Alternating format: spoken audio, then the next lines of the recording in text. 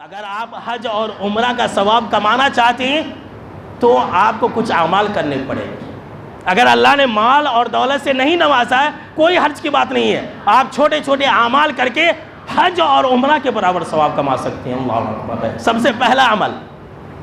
کہ اگر ہم مسجد کو آتے ہیں فرض نماز پڑھنے کے لیے تو گھر سے وضو بنا کر کے آئیں۔ اگر گھر میں آپ وضو کر کے آتے ہیں تو آپ کے لیے حج کے برابر ثواب ہے فرض نماز کے لیے۔ ابو داؤد کی بالکل ہی صحیح روایت ہے۔ حضرت ابو امامہ الباہلی رضی اللہ تعالیٰ عنہ راوی حدیث کہتی کہ آپ صلی اللہ تعالیٰ علیہ وسلم نے فرمایا کہ جو انسان اپنے گھر سے باوضو ہو کر کے فرض نماز کے لیے مسجد میں آتا ہے جماعت کے ساتھ نماز پڑھنے کے لیے تو اللہ رب العالمین اس انسان کے لیے ایک حج کے برابر ثواب لکھ دیتا ہے۔ اللہ اکبر۔ دوسری حدیث، اگر کوئی انسان نفل نماز پڑھنے کے لیے آتا ہے، نفل نماز پڑھنے کے لیے مسجد کے اندر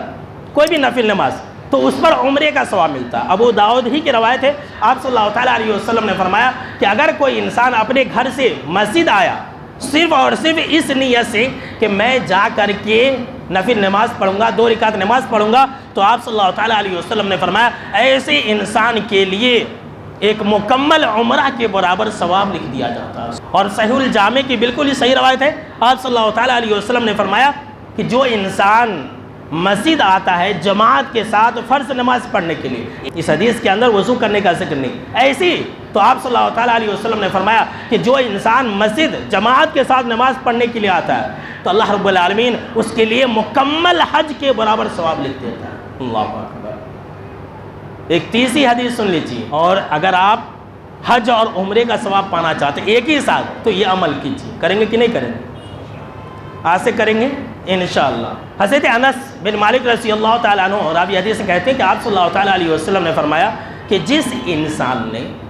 فجر کی نماز جماعت کے ساتھ ادا کی، لیجیے پھنس گئے، مولوی صاحب اٹکا دیا ہم نا، فجر کی نماز کہاں سے ہوتا پڑھنے، لیکن یہ حدیث کے اندر ہے کہ جس نے فجر کی نماز جماعت کے ساتھ ادا کی اور جس جگہ پر فرض نماز ادا کیا اسی جگہ پر سورج نکلنے تک بیٹھا رہا، ذکر و اذکار کرتا رہا، قرآن مجید کی تلاوت کرتا رہا، کچھ بھی کرتا رہا، اسی جگہ پر ہلنا نہیں ہے۔ تو خیر میں یہ کہہ رہا تھا کہ آپ صلی اللہ تعالیٰ علیہ وسلم نے فرمایا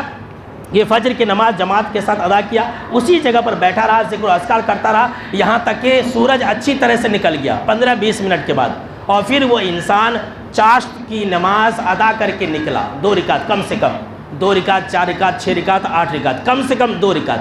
2 رکعت نماز پڑھ کر کے اگر نکلا تو جناب محمد عربی صلی اللہ تعالیٰ علیہ وسلم نے فرمایا کہ یہ عمل اس کے لیے ایک مکمل حج اور مکمل عمرہ کے برابر ثواب رکھتا ہے۔ اگر آپ نماز پڑھ کے چلے گئے، فجر کی نماز پڑھ کر کے چلے گئے اور مسجد میں پھر آپ آئے 7 بجے 8 بجے سورج نکلنے کے بعد آئے اور چاشت کی 2 رکعت نماز ادا کیے تو اس پر آپ کو صرف عمرہ کا ثواب ملے گا۔